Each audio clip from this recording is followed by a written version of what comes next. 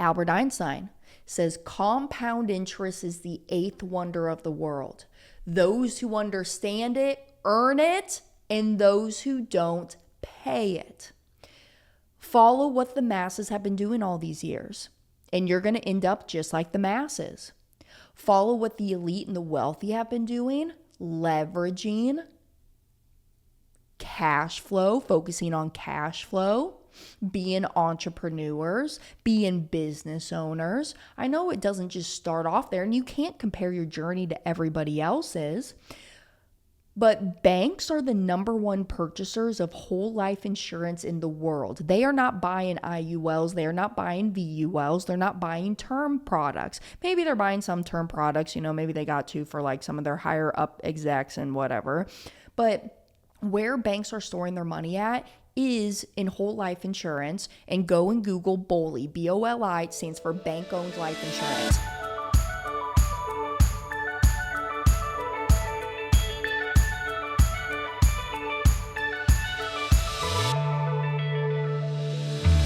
Hello, Money Multipliers. Welcome back to another episode of the Money Multiplier podcast. I'm your host, Hannah Kessler, and we ask ourselves, do our dollars make sense? Y'all, I am so excited for this episode today. Literally, I live on podcasts, YouTube, and Reddit. Okay, that's just where I live on the internet. Yeah, I flip through Instagram, like when my friends are sending me reels and whatnot. I wake up to like 500 reels from some girlfriends every single day. But where I live on the internet is literally Reddit, YouTube, and podcasts. And one of my favorite podcasts, going to do a plug to them, it's called Two Hot Takes. Another one is called Smosh. They read Reddit stories, like these crazy real life stories that people are going through. And, there's like subs like, am I the a-hole?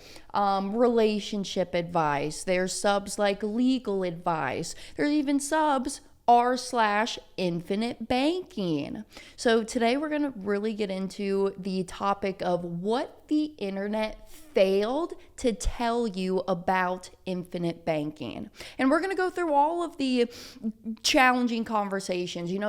I thrive off of this stuff. I love hearing people where they're stuck at, whether it's in the mechanics behind whole life, the mutually owned insurance companies, being an infinite banking concepts practitioner, how does the cash value work? And it's really all the inner workings and even the mindset. And I've said it before on the pod, y'all.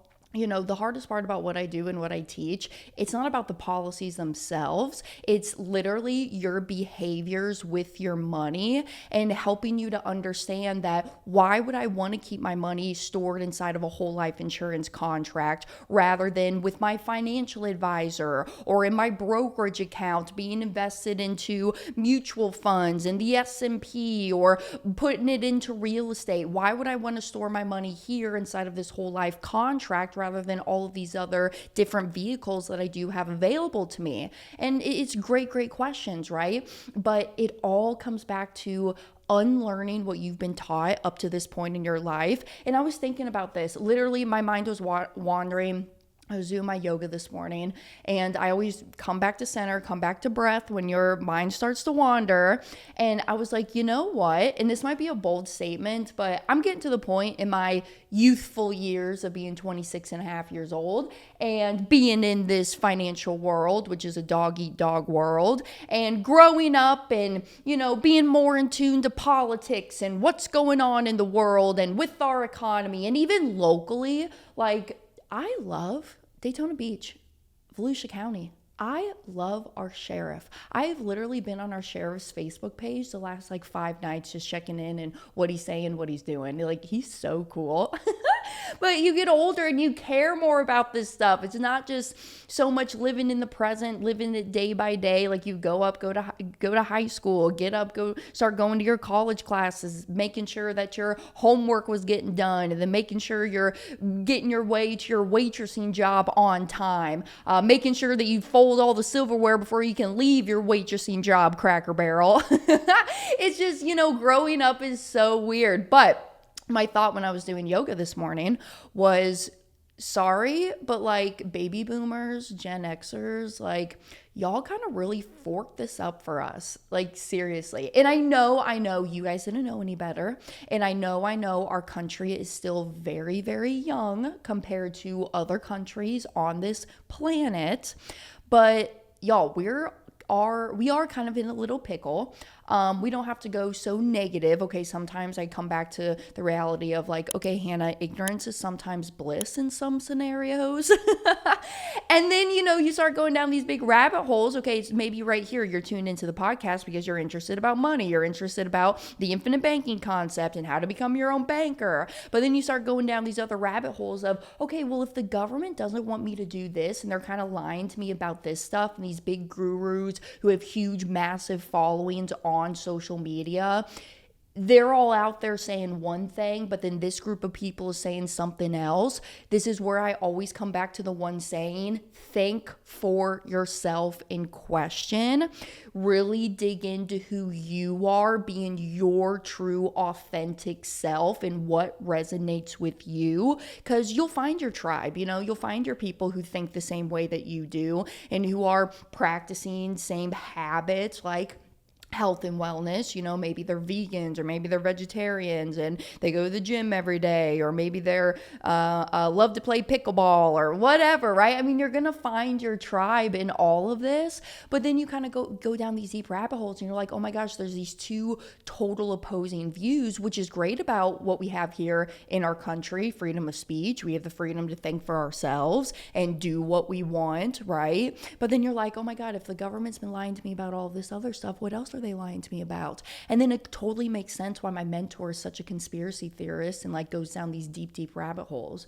Not too long ago, like literally, why did I not know this until going down these other deep rabbit holes? The conspiracy theory about the Titanic. Have you guys heard about that one? Why the Titanic sank? Oh, the Titanic sank because there was two people who were on the ship who opposed the Federal Reserve System, and the other people wanted them to get out of the deal so that the Fed could get created. Why am I just now learning about that? Had no idea. Wasn't on that side of the internet and conspiracy theories. I should have been. I was on the other side with the fun stories, right? Because honestly, podcast YouTube is kind of like my escape after the day, how I unplug and unwind. I also love to watch like travel vloggers, the people. I watched this one channel. It's a husband and wife, Kara and Nate. They're really cool. My best girlfriend turned me on to them. They've been in China for the past 4 weeks. So just like kind of following their stuff, like what they're doing. Anyways, so yeah, I'm gonna have a lot of ADD moments on this episode. Okay, that's why y'all love me. But I am gonna really try and keep myself on track because I have a lot to say. I'm super excited because we are gonna be getting into some Reddit stories today. Now, I am here every Tuesday with a new episode on the Money Multiplier YouTube channel and podcast. And Thursday mornings, I do go live for Money Mornings with Hannah, 9 a.m. Eastern Time. You can catch it on the YouTube, Instagram, Facebook, and even LinkedIn, my LinkedIn profile on Money Multiplier channels. Or if you look up my name, Hannah Kessler. Hannah spelled the same ways forwards and backwards, Kessler with one S. But you'll see me go live every Thursday morning. And those are fun because those are literally topics I think of right off the dome and like what's been going on that week and the conversations that I've been having. And we even get into like live comments. I encourage y'all. I want to hear from you. Comment, give me your honest feedback. So not too long ago, we just went down and we answered some questions that a gentleman named Jake left on one of my recent podcast episodes titled How to Become Your Own Banker. That's a good place to start if this stuff is new to you. But I'm super excited. I don't think I have any other announcements besides that. And catch me on the road, I guess, is my last announcement. Go to themoneymultiplier.com, look at the events calendar. I'm back on the road. I'm traveling As the time of this episode airs, I'm going to be in Scottsdale, Arizona. Then we're hitting up Austin, Texas, mom, dad, and myself. And then Boulder, Colorado right after that. And then my best girlfriend, shout out Sadie. Some of y'all may know Sadie. She's on the application team over here at the Money Multiplier. She's getting married. I love weddings. This is the second wedding I'm a bridesmaid in. I'm so excited. So you'll be seeing some pictures. Follow me on my Instagram channels, Hannah_Kessler, and you can keep up with me over there. And then also I vlog, okay, on my Hannah Kessler YouTube channel. You can catch my monthly vlogs and what I'm doing on the personal side. So without further ado, let's dive into the episode. Now, how you probably have found my channel is maybe I popped up on the sidebar of YouTube as you go down this rabbit hole. Maybe you met me live in person, live speaking event, or maybe the show was recommended to you. You're listening on podcasts. Maybe you've been listening to some other infinite banking practitioners and then my show popped up. But you have probably felt this way. And even for my clients who are listening, you've Googled infinite banking and you've probably seen, oh, this stuff is a scam. Whole life insurance is terrible. Buy term and invest the rest. But y'all, today I'm not here to convince you of anything. Literally, the episode is titled What the Internet Failed to Tell You About the Infinite Banking Concept. I'm not here to convince you, to sell you on anything. I mean, seriously, that's my biggest pet peeve. Okay, like I get it. You know, my dad even did the whole same thing with his story of how we got here with the Money Multiplier.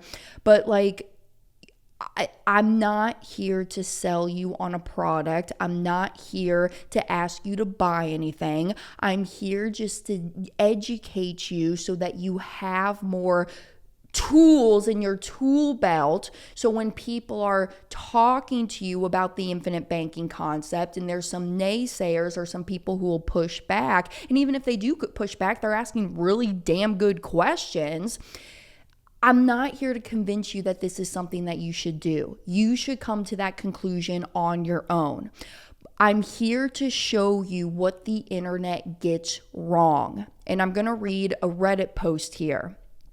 This is coming from r/personal finance, and it was posted 3 years ago. It's titled, Read the Infinite Banking Concept and considering dividend whole life insurance, but I see people saying whole life is a scam. The writer continues on, or OP, okay? If you're new to the Reddit world, OP means original poster. OP says, I wouldn't consider myself someone that is super financially savvy with investing in all of the options and loopholes that exist, but I have a decent savings, around $35,000, and I have a Roth 401k with about $25,000, etc. I'm in debt, but it's not high interest debt like credit cards, just a truck payment, which I plan to pay off by midsummer, and a camper payment. I travel full-time and work remotely.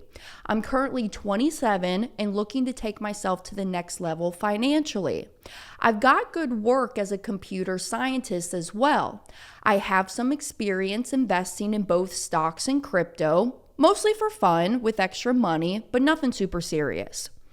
I recently read The Infinite Banking Concept, and I'm assuming he's probably talking about this black book here, Becoming Your Own Banker, by R. Nelson Nash. It's on Amazon. I recently read The Infinite Banking Concept and thought it seemed like an outstanding idea, especially over just purchasing CDs. My goal is to pay off the $135,000 in debt I have over the next 2 years, truck, camper, and some student loans, and then begin investing heavily. I'm not sure if this is good, but the way I've envisioned my portfolio once debt is paid off is net income to assets ratio after debt paid off. 5% cash/savings, 50% fixed income, life insurance, bonds, ETFs, real estate, trusts, etc. 20% stocks, 20% small cap, and growth investing, like startups is what he's saying. I am now considering making that 50% mostly dividend whole life insurance. Once my debt is paid off, I will have approximately $2,500 to $3,000 per month after bills. Every other expense and taxes, that's money that is free to work.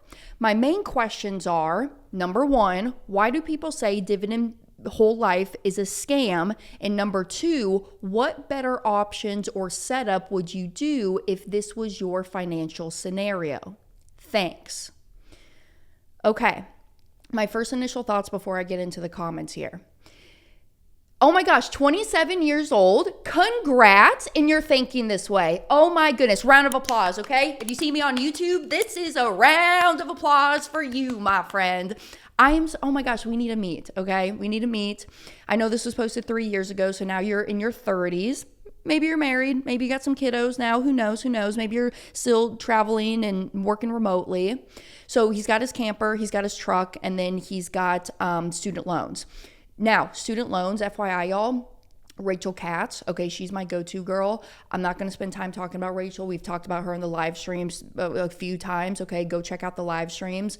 But student loans, y'all, there are programs out there that, again, the government, the state, they don't want you to know about it because they want you paying those student loans. But there's literally programs out there that will tremendously reduce your student loan payment or totally forgive it, depending on the circumstances. Now, this is just for institutionalized loans. I think I'm saying that correctly. Government loans. It's only for government loans. It ain't for private loans, okay, where this stuff will work. But reach out to me if you got some student loans because Rachel Katz can totally help you there. But then he's got his truck and his camper. Now, remember, when my family, I should say, got into the infinite banking concept, Dad was in almost $1 million of debt, and he used the policy to pay off the debt. We tackle on the bad debts first, okay? Because as we understand as investors, not all debt is bad debt. So we use the policies to pay off the bad debt first, and that's where my father started in all of this. Go and watch the presentation. You'll see how exactly we do that. Now, the reason why is because he could. You know, he says he's got a decent savings. He's got $35,000 in his savings. He's got a Roth 401k with $25,000 in it at 27 years old at the time of this writing, and he's got $135,000 in debt. So I mean, it literally doesn't seem like he's got a cash flow problem. It's just he's sending out interest to other people, and that interest is gone forever, right? There's differences between simple interest and amortized interest. Now, with the loans that he has, he could, okay, if he is still in that mindset of, I need to go pay off my debt before I start the policy, sure, go do it. But here's why I wouldn't recommend it, because he could take that $35,000 and let's say that he only has $35 left on the truck, just in a perfect world.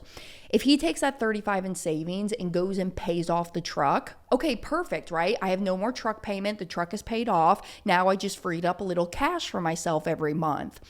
But now that $35,000 is gone because it was in his savings account at the bank, and when he just withdrew the money out and went and paid cash to pay off the truck, well, okay, he's accomplished the goal, but now he's got to go out there, work for that money, that $35,000 again, to get it back inside of his pocket to earn him interest again.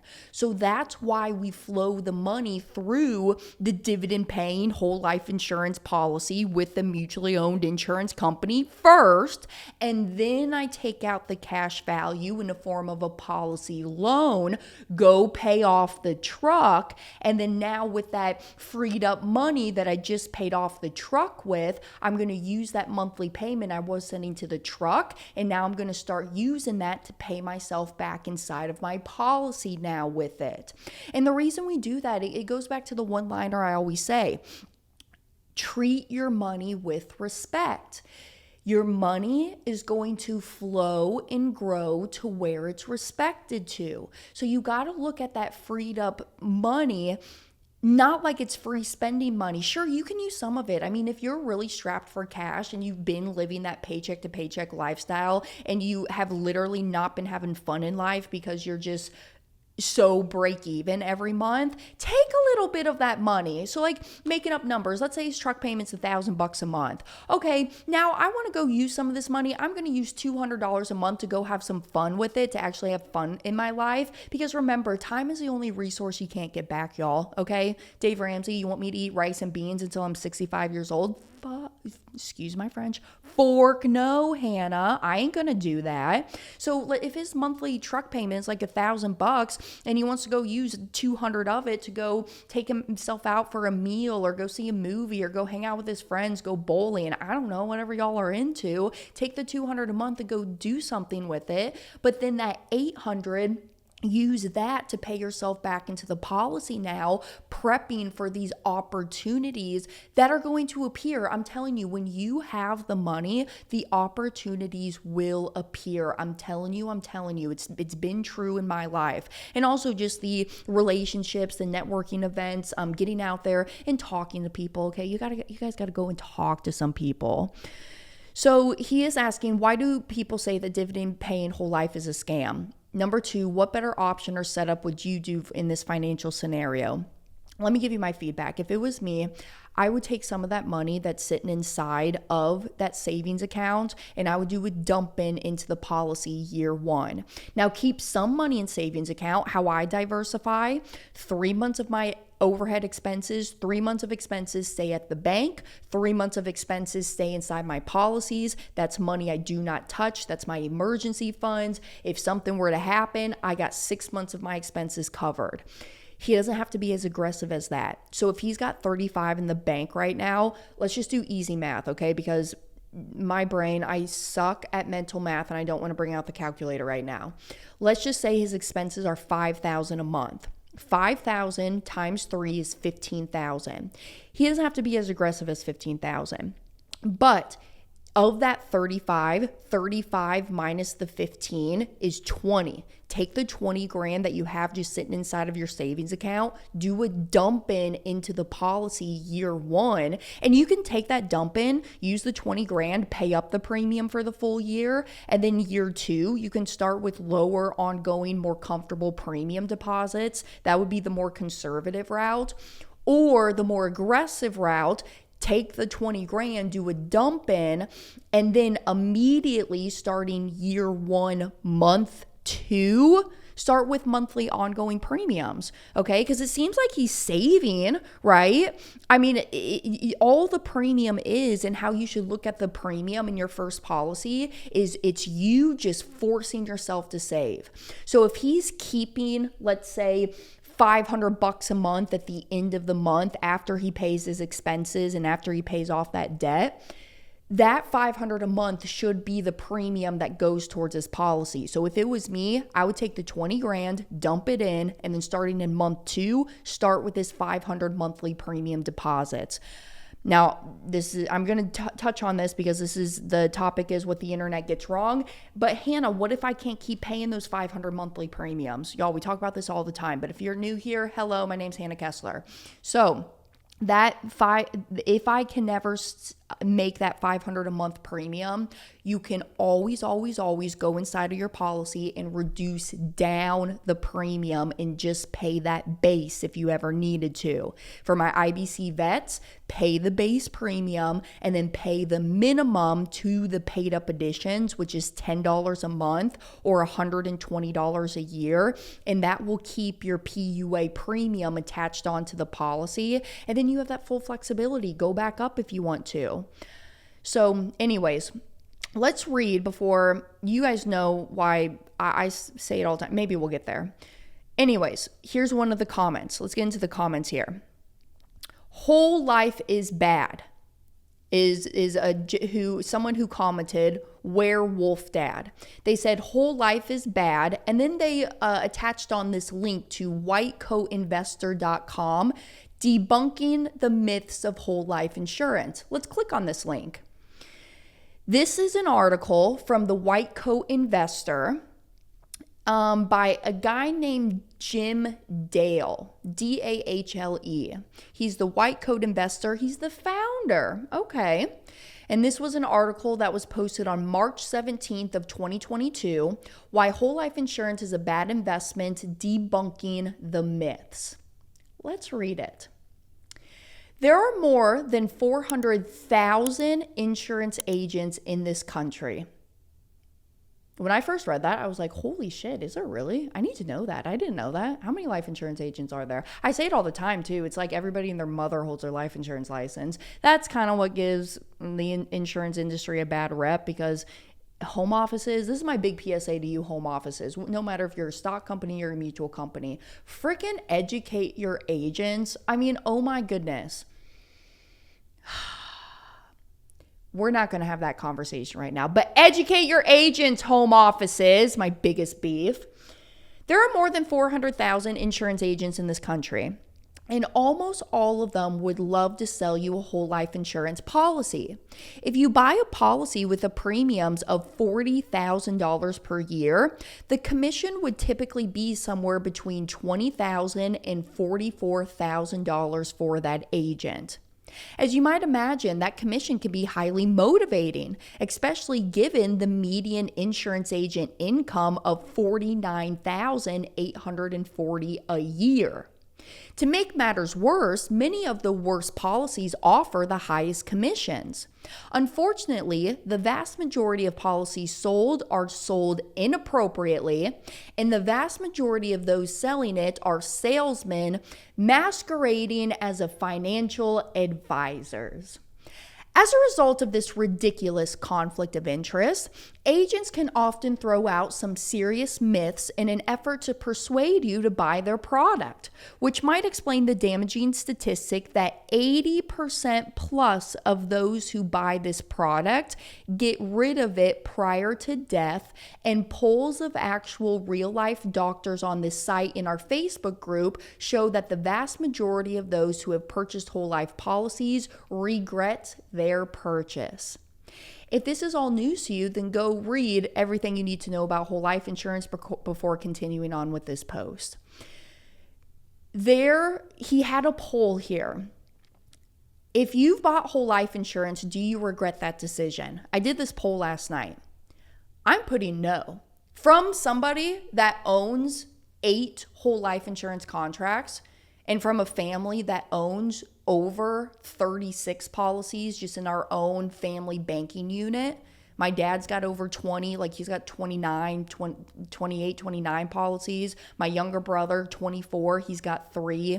My older brother and his wife, Allie, they have 6 policies. My aunt and uncle, they have 1. I mean, we got a lot of policies within the family banking system. So from my perspective, if you're asking me the question, if you've bought whole life insurance, do you regret the decision? I'm clicking no, and I'm voting.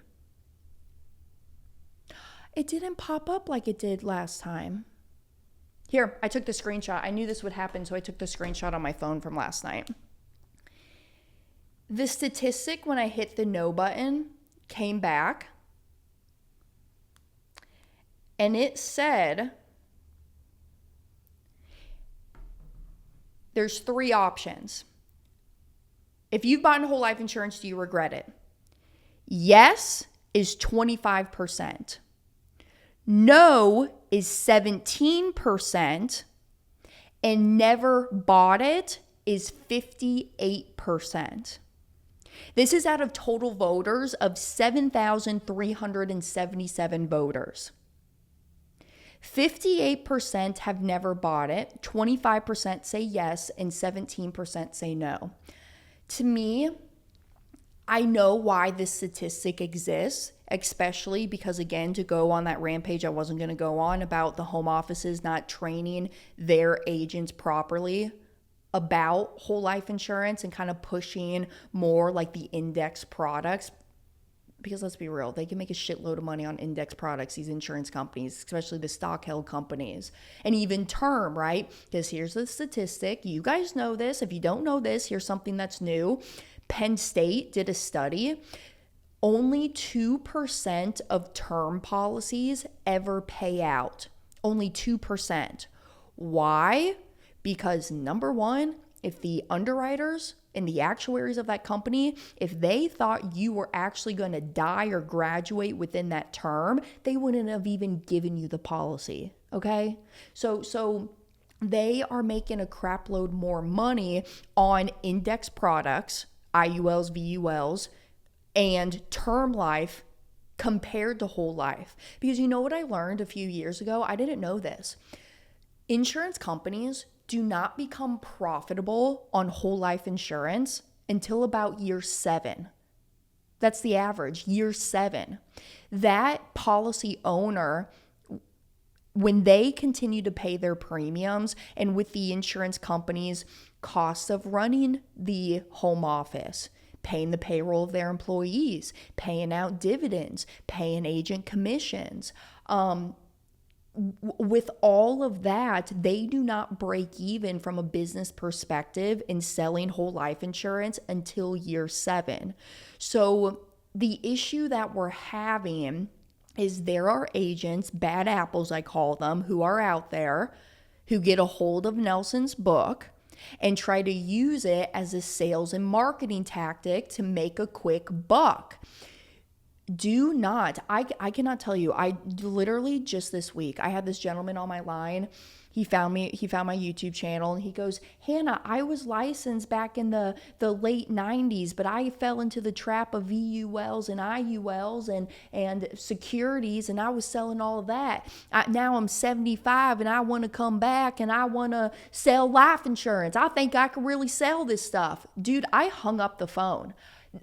You do not get into this business thinking about commissions. Yes, as a business owner, you need to make sure you're making smart financial decisions for your business. You're protecting your house. But y'all, if you are walking into this thinking, oh my goodness, I can make some really great money selling these policies. Yes, do I sell policies? Yes, that's how I make my active living in my active business outside of my investments. But I educate.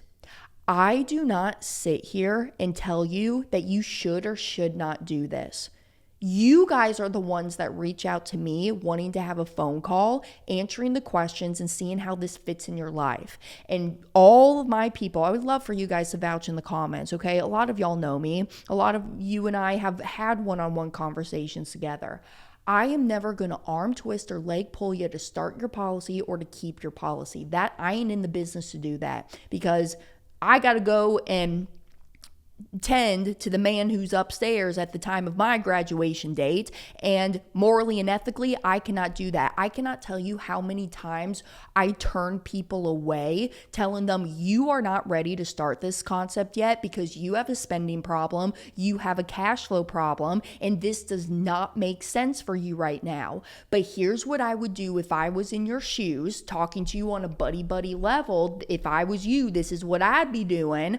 And then once you get to that point, you have my cell phone number, call me up and we can have another conversation about this. I've had people 3 years later call me up and say, Hannah, I'm finally in that position. I've been doing what you've been telling me to do. I think I'm ready to start now because now I'm keeping $600 every single month and I'm feeling good about this.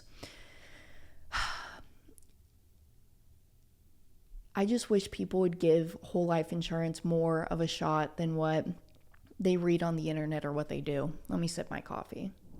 Hey, sorry to interrupt the episode here, but I want to take a quick break. If what you're hearing today has made you curious about infinite banking, how it works, I want you to go watch my free presentation. In it, I walk you through the same steps that my family took to pay off $984,000 of debt in 39 months, and how we've been able to recycle and recapture every single dollar since then. This isn't theory. This is real. I mean, this is what the wealthy have been using over 200 years to keep the money within the family. This is literally where banks, conventional banks, store a boatload of their dollars at. And it's the same process that we've helped thousands of families across the country put into action. So go to themoneymultiplier.com/presentation and see for yourself how you can start taking control of your money today. All right, let's get back into the episode. He continues on to say, lots of people think I hate whole life insurance. I actually don't. I hate the way that it is sold and those who sell it inappropriately. If you really understand how it works and still want it, then feel free to buy as much as you like. That's my same thoughts when it comes to IULs. I totally agree. It really doesn't affect me one way or the other, but I'm sick of running into readers and listeners who did not understand how it worked when they bought it, and once they do understand it, do not want it. I love this. I totally feel this at my core level, because I will sit down with people and run through their illustrations with them. Even like, I'm thinking about you, Miss Amber, if you're listening, good morning, hi. I'm thinking about you, Amber. You have 4 whole life policies that you've had for a long time. I made the joke, you got the Corvette in the garage, you just don't know where the keys are at. And you've had those policies for 8+ years. Even though they weren't designed on the forefront for overfunded paid up editions, there was no paid up editions on the policy. But because it is a whole life policy and the age and the maturity on it, I said, Amber, keep those policies. You are going to use those cash values right now. We're going to go use this to tackle on these debts here.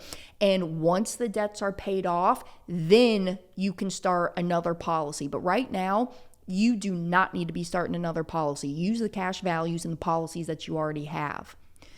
So I just feel that it's important to interview people, if you are like a new listener and you don't have whole life insurance and maybe you are getting into the infinite banking concept, interview different people, see who you vibe with the best. Now, that doesn't mean, because here's my other pet peeve. I'm thinking about one gentleman, maybe he's tuning in today, but this has happened countless of times. Like, people will send me an email and they'll say, hey, Hannah, I'm interested in doing this stuff. Here's what I want. And you can totally tell it's a ChatGPT email. Here's what I want. This is the premium I want. I want the policy to be designed this way. I'm trying to do this dump in. I need this amount of term because we're doing the dump in to make sure the policy doesn't mech. And it's totally like a ChatGPT email. And they're literally reaching out to me because they want an illustration. I ain't sending you an illustration just from an email. We're hopping on the phone together. I do not send you illustrations just to send you illustrations. We are hopping on the phone together and we're going to have the conversation of, what are you doing? Why do you think this makes sense in your life?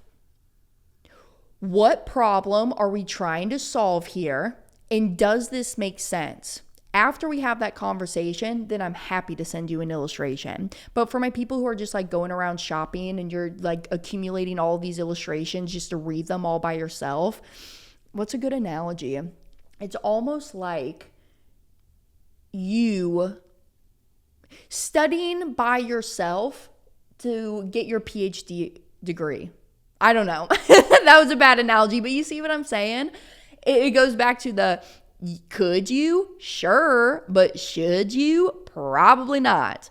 I use this example all the time too. It's just like the cardiologist. Like, should you go to like an actual doctor if you're having heart problems and go to that cardiologist who specializes in that stuff? Or are you going to leave it to the internet and Wikipedia searching up all of your symptoms and then essentially it telling you that you're going to die, but it has no blood results. It has no information on you, your diet, your weight, your height, blah, blah, blah. You see what I'm saying? So like, go to those experts. Okay.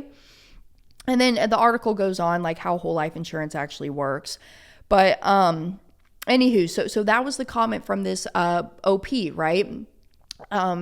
Somebody says whole life is bad. They gave this link. What better options are to set up would you do if this was your financial scenario? Keep it simple. And then they linked another Reddit post, r/personal finance, and it gives like all of the, different buckets of step 1, build an emergency fund. Step 2, employer sponsored matching fund. Step 3, pay down high interest debts. And there's so many strategies out there. Like, if you just kind of like give yourself a little bit of faith to get a little uncomfortable and get into the realm of where other people are at, Here's what I'm thinking about. ADD brain, sorry y'all, but like seriously, if somebody is giving you financial advice, I'm so blunt on this. This is very, hopefully it's not rude, but like I just genuinely feel this way. If somebody is giving you advice on something, specifically money here, you ask them one question. Are you a millionaire? Are you a millionaire? If the answer is yes, okay, I'm going to listen. I'm going to take your advice. If the answer is no, thank you for sharing your thoughts and your opinions. Everyone's got an opinion. Everybody's entitled to them, just like how we have our a-holes. But I know what I'm going to do and not do, right? So learn from people, their experiences, where they're at. One of the other comments says, 50% fixed income is insane at 27 years old.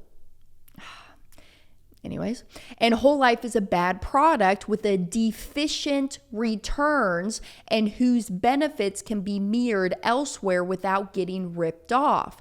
I don't know how you've come to such a bizarre strategy except for reading this book. Try the little book of common sense investing. You're getting sucked into the scammy world of this plan that most don't know about will make you rich crap. OP actually responds to that comment. LOL, don't really see how I've been sucked in. I read a book I was recommended about a concept that seems to have made many people happy and many others unhappy. I came to a personal finance page to further investigate other and/or better options. Have you read the book? There's literally nothing in there about getting rich, and it's not written as if it's some upper class secret. It's just talking about an option that's available. Anyways, thanks for not saying a single thing that was worthwhile or directional, just aggressively complaining. I love this OP.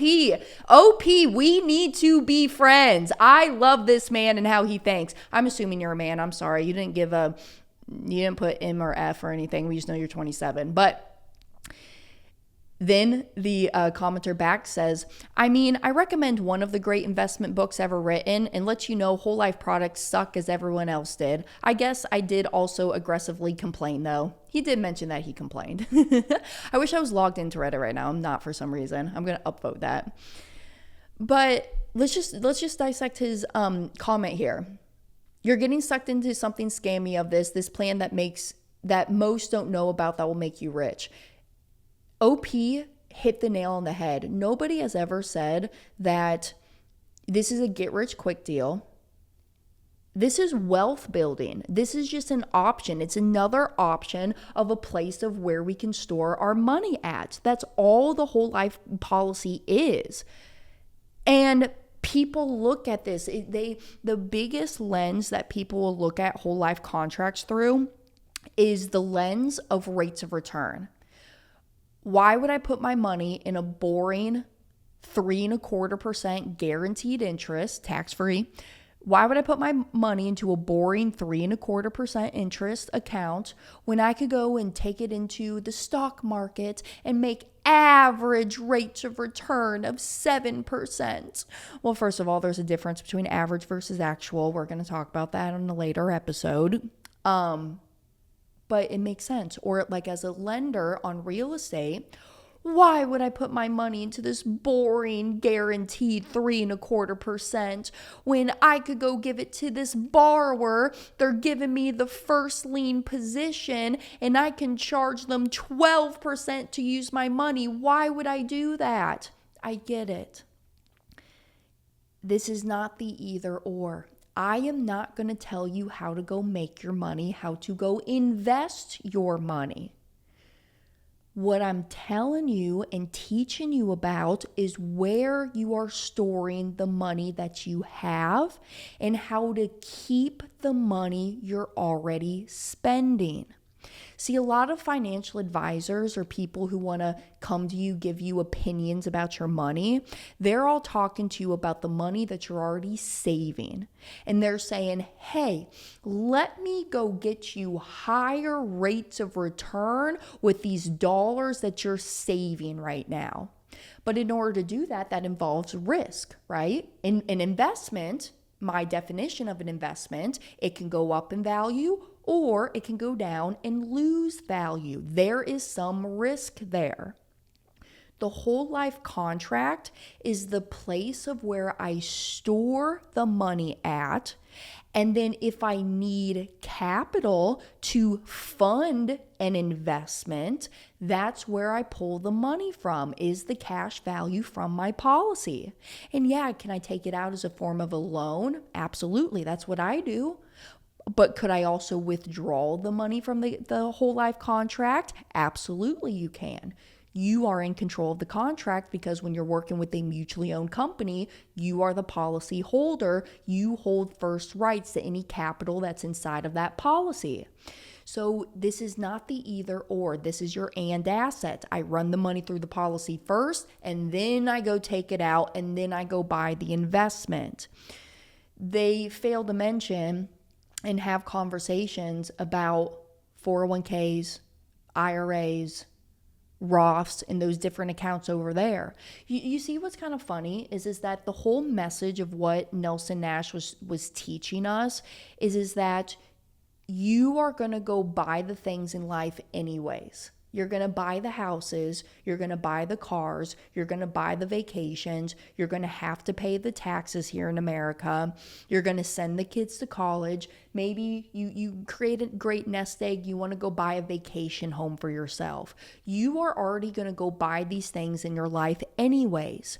So why not you just be the banker and you recapture that interest in the opportunity cost of your money on yourself rather than outsourcing the financing to others, paying them the interest, or losing out on the interest that could have been earned by paying cash for something and starting back at zero.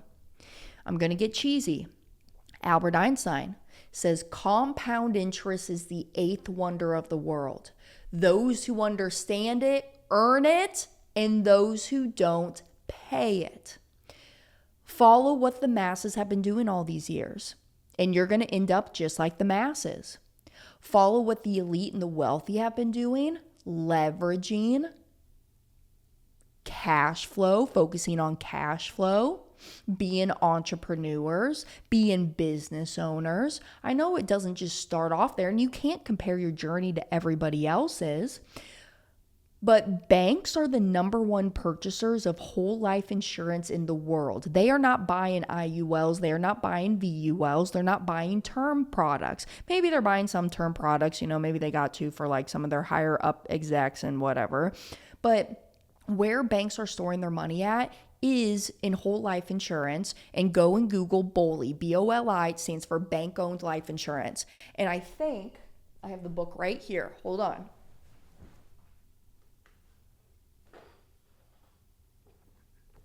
This book by Barry Dyke. Barry Dyke is a good friend. The Pirates of Manhattan. In The Pirates of Manhattan, it talks all about what these mega giants are doing with their money and where they're storing it at, why they're doing it this way. It talks about the Fed and literally, and even mutual funds, definitely a whole lot about mutual funds. But just on the back of this book, it says the biggest companies in America have put their employee retirement at risk by steering their people into mutual funds without any guarantees. It's all in The Pirates of Manhattan. The hijacking of America's savings with target date mutual funds and what to do about it. Again, think for yourself in question. So here's a great resource, Pirates of Manhattan, great book. But just follow what these elite and wealthy folks are doing with their money. And I'm telling you, you're going to start to see some synergies. There's another book here. Send me an email. I'll give you this resource if you made it this far into the podcast episode. What Would the Rockefellers Do? What Would the Rockefellers Do? Good friend, Garrett Gunderson. I have that in ebook version. If you send me an email, hannah@themoneymultiplier.com, I'll send you a copy of that ebook, What Would the Rockefellers Do? So anyway, so this post, just kind of reading some comments. If there's anything worth mentioning. This one was a good one. Someone in the comments, someone asks about whole life probably every single day on the sub, and I still don't understand the so-called infinite banking concept. Even when I Google it, it just looks like borrowing your own money. I don't see how it is very special or different from, say, taking a HELOC and borrowing my own house equity, or taking money from my own investments with a plan to pay it back. I literally don't understand what is meant to be special about infinite banking, in quotes. There's 7 upvotes there. I'm going to read this comment before I give my thoughts. Someone says, from my understanding, you don't borrow the money from yourself. You are borrowing it from the insurance, with your cash surrender value being the collateral for the loan. And the benefit of this agreement for you is the interest rate is predetermined in the insurance contract. I guess it lowers interest risk. During this time, your cash surrender value still earns interest, which usually is higher than your borrowing interest rate. The problem that I have, doesn't this mean you should always borrow the maximum amount from the insurance and put it into a safe investment so you earn the cash surrender value interest, and also the difference in the borrowing interest and the investment interest? It sounds too good to be true. There has to be some catch. No? Question mark. Another round of applause. Wow, where are my people? Guys, if you see this episode, please holler at me. I would love to be your friends. We can talk all day about this stuff, okay? Wow, that's exactly it. You're not borrowing your money, okay? This is the number one thing that people get wrong, even the Dave Ramseys of the world. You are not borrowing your money. If you withdraw the money, then yes, you're physically taking the money out, you're surrendering your death benefit, and that is your money. And now you no longer earn interest on that money. But when you're taking a policy loan, you put the policy up for collateral, and you're taking a loan from the general funds of the insurance company.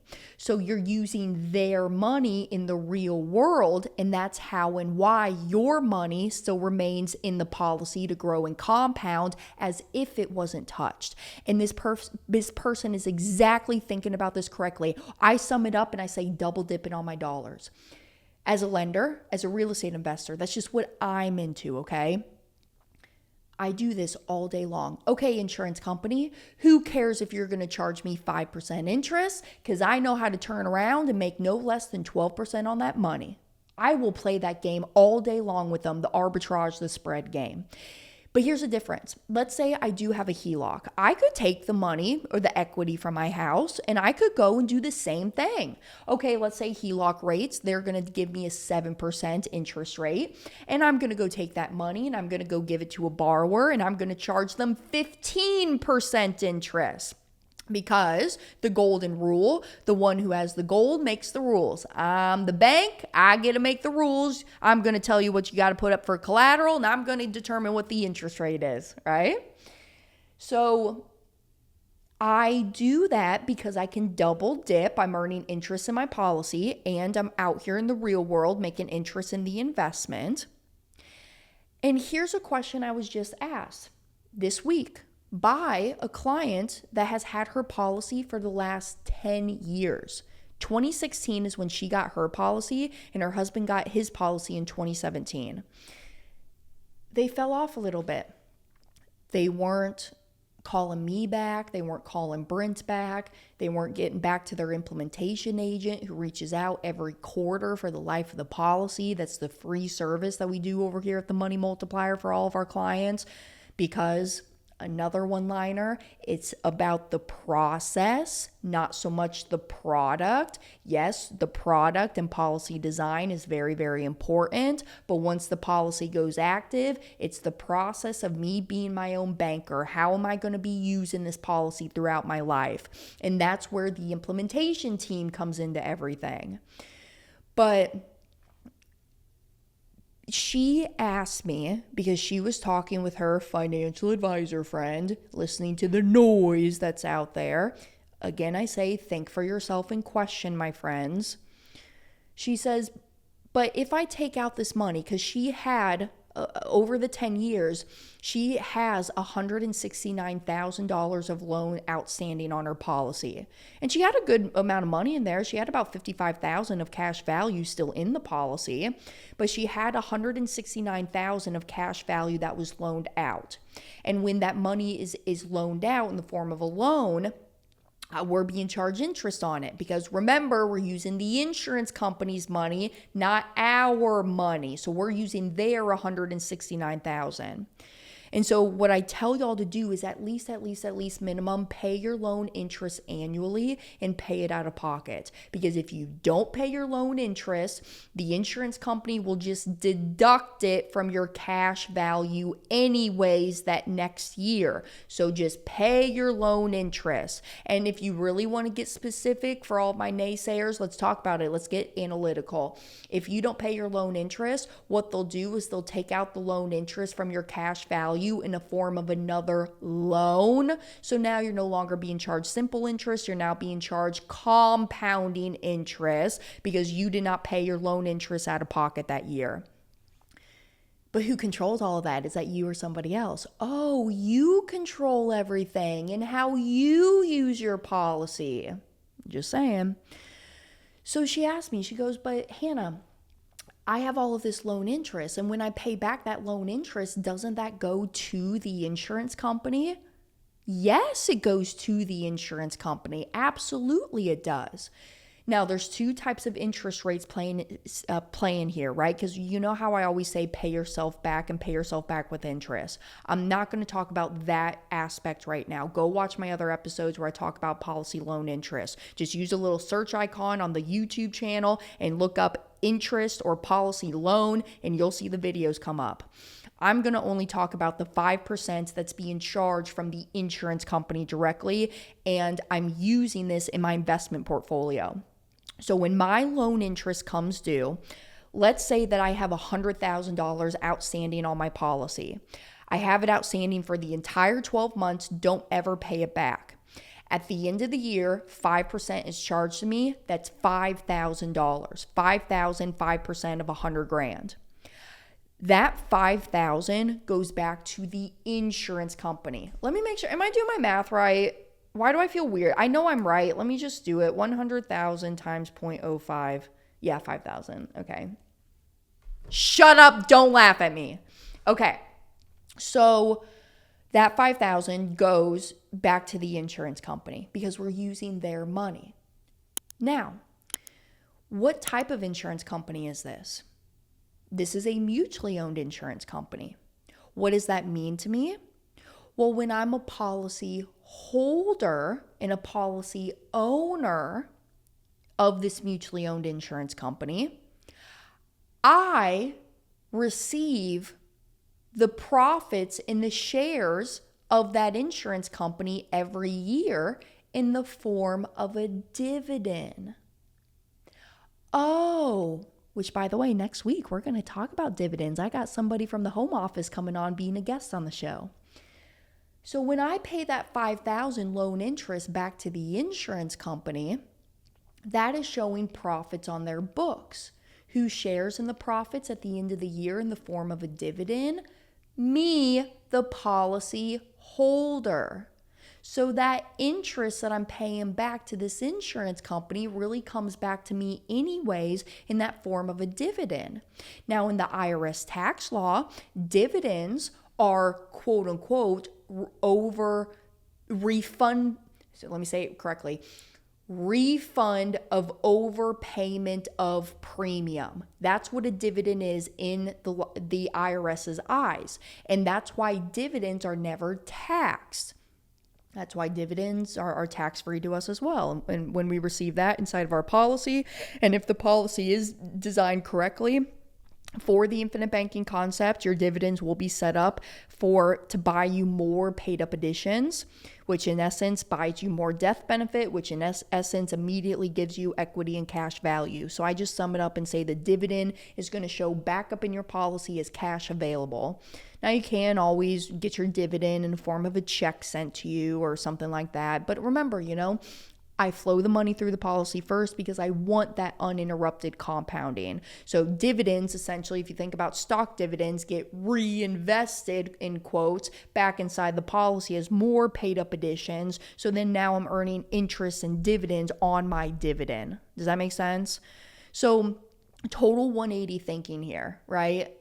You are in a marriage with this insurance company. You are essentially saying, insurance company, I know I'm guaranteed to graduate and die one day, and I'm going to continue to pay these premiums. I'm going to build up this asset here with you. I'm going to build up my equity. The permanent death benefit is always going to be there. And now I'm just going to use this vehicle to buy the things I was already going to go buy in life anyways. Stop trying to overcomplicate this shit. Last comment here, and then I got to continue on. We're almost like an hour into this recording. Somebody else comments, I'm no longer an insurance professional, so take my advice with a grain of salt.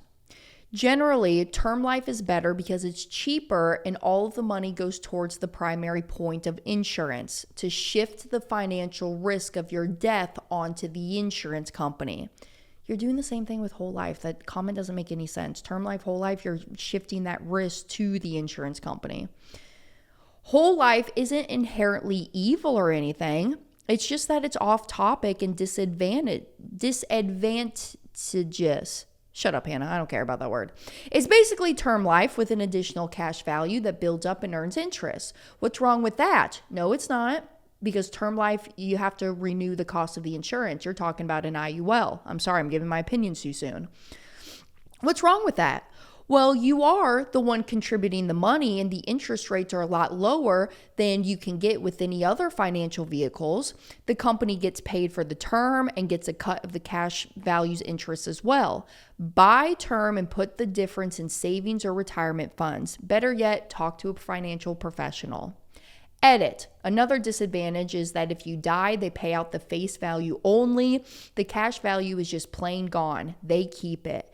Had you bought term and banked the difference in a proper savings vehicle, your family would get the same payout and have that other asset. Or you could use the asset yourself at any point up until then. He had some grammar issues. Somebody says the cash value isn't your money, the death benefit is. The cash value is what you can borrow, collateralize against your death benefit. Anyways, one thing I just wanted to hit on here, because I think about this still to this day. Y'all, when I was very young in this business, there was a phone call I was on, and I remember this around the time of like 2018, 2019. I was like 19 years old or something. And a gentleman asked me, he says, Hannah, if I pass away in this whole life policy, will I get the cash value and the death benefit? Will my beneficiaries get the cash value and the death benefit? And the answer is no. No, they don't.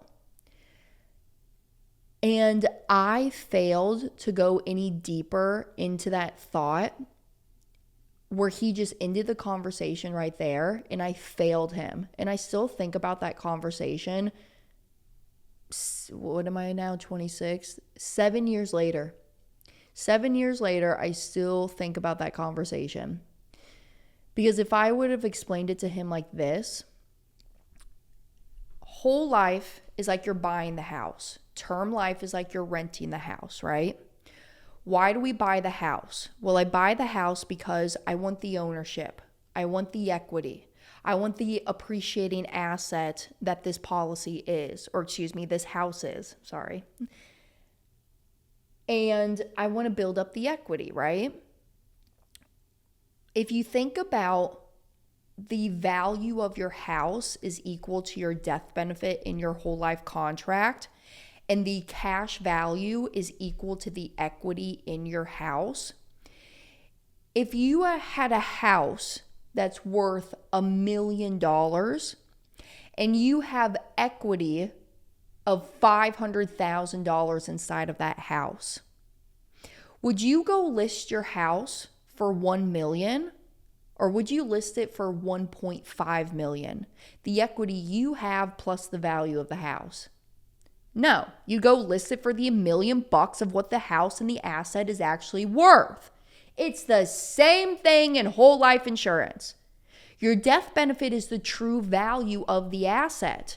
If you have a $1 million death benefit and $500,000 of cash value or equity inside of that contract, you have the ability, the living benefits, to take out that $500,000 of cash value and go buy yourself cash flowing assets with it.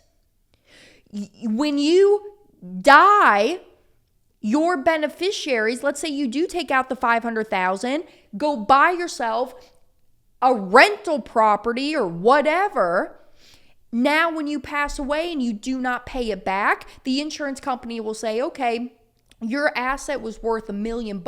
You took out the $500,000 of equity inside of it. So the difference, 1 million minus 500, the remaining 500,000, that's what's going to get paid out to your beneficiaries, lump sum, tax-free. Plus all of the cash flowing assets that your policy bought you up to this point in your lifetime, because you use the vehicle to recycle and recapture the interest payments that would have otherwise went to other people. There's two businesses that you want to be in your lifetime. The first one is the business that you're passionate about, supports the livelihood, supports the income,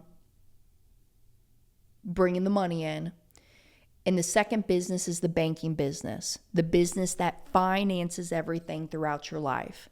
And that's what we're here talking about, is that banking business. It's not a scam. It's not terrible when set up properly and taught properly. That's my biggest beef a lot too with like even just some like infinite banking practitioners. Why are you guys just doing annual check-ins with your people? You need to be contacting your people way more than that. That's why we do it every quarter. Yeah, it's a shitload of money to run the implementation team and to pay our employees to be there to service our clients. But you know the benefit? It's the Will Rogers quote. I said Will Rogers. That's a different quote. It's the Zig Ziglar quote. If you help enough people get what they want, you in return will get what you want. And when you lead with a good heart and in that manner, the money is going to flow. Money is just energy at the end of the day. I've been getting deeper into that school of thought too. And when you lead with good intentions and a good heart, it always works out. But when you come at it with a crappy attitude, a crappy angle, you're going to notice some flaws, sorry, I'm going to cuss. And if you have to, edit this out. But karma's a bitch and karma's real, y'all. So I think I need to do a part 2 on this. We literally only got through one Reddit post and we are over an hour now. I will do a part 2 because I have another Reddit post that we can read. And I love this stuff. And hopefully this was insightful. I mean, again, I'm not here to bash anybody's opinions, and give your opinions, but make sure you're doing your own due diligence. You are thinking for yourself and you're questioning. Because it really gets into, this is the Will Rogers quote that actually I think about a lot too. And this is actually, I say it in my presentations at the very beginning of my presentations when I'm talking and teaching on infinite banking. The problem in America isn't so much what people don't know. It's what people think they know that just ain't so. A lot of the things that you've been taught about money, dollars, and wealth may not actually be the truth. So don't just Google this stuff. Really try to understand it. Don't judge it at first. Think for yourself and question. Do your own due diligence. Ask yourself, where is my money being stored? Who controls my cash flow? What system are you operating in right now? Are you operating in a system that you control, or does somebody else control it? You're custodians of your self-directed accounts. The bankers down at Wells Fargo, U.S. Bank, Bank of America. What system are you operating in? And the internet isn't lying to you, okay? They just ain't telling you the whole story. IBC is so misunderstood because it's not complicated. It's so stupid simple that it just breaks people's brains that they're like, nope, there's got to be something to this. There's got to be something to this. This is just way too good to be true. There's got to be a catch. There's got to be something to this. And a lot of that time when you're acting out of that scarcity mindset, I can get and understand and feel why it can be misunderstood, because it honestly challenges everything that we've been taught up to this point in our lifetime about money, how we handle money. Again, this is why my dad, if you don't know about me, dad learned about this in 2006, thought it was too good to be true, bought Nelson's book, set the book on the shelf, didn't do anything with the information. Then his colleagues were the guinea pigs first, his Cairo colleagues. And then 2 years later, 2008, is when dad started his first policy. Ever since then, I mean, it's been game changer just in my family's financial life. I mean, we've gone through shit. Dad's gotten cars repoed in his past. There's been knocked down, blown out fights in Kansas because of money issues. I mean, seriously. Sorry, Mom and Dad, to put your story on blast, but let's just be real about it. Money causes a lot of stress. And speaking of, I'm about to, go and speak at that Boulder, Colorado event. And it's the I Am Health and Wealth Expo. And what I really want to say up there is I want to say, hey, the number one cause of death in America is heart disease. The number one cause of heart disease is stress. And the number one cause of stress is money problems. So if you really think about it, yeah, I'm a money mentor, but I'm also your personal health coach. You are very welcome. Salute to you. But if you evaluate a system with the wrong lens, you'll always get the wrong answer. So be open. Keep an open mind as you go through this. Infinite banking isn't controversial because it doesn't work. It's controversial because people don't understand what it's actually designed to do. And with that ending thought, let's do a part 2 to this episode, team. Okay, so just letting you know now, might be moving around some podcasts.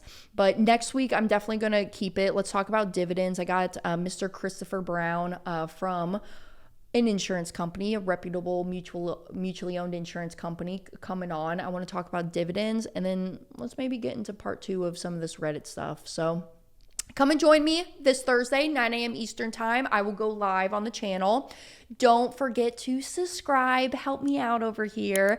Like the video, leave a comment down below, and follow me on all of my social media channels. You can get in contact with me by sending me an email, podcast@themoneymultiplier.com. If you want me to come onto your show, you want to have a conversation, you have live events, virtual events, anything that's going on, you just want me to speak from my heart and share this message, I am here. I'm your girl. And until next week, be well, do good, don't do anything I want to do, money multipliers. Catch you then. Mwah. See y'all later. If you really enjoyed this episode, you'll really like this one.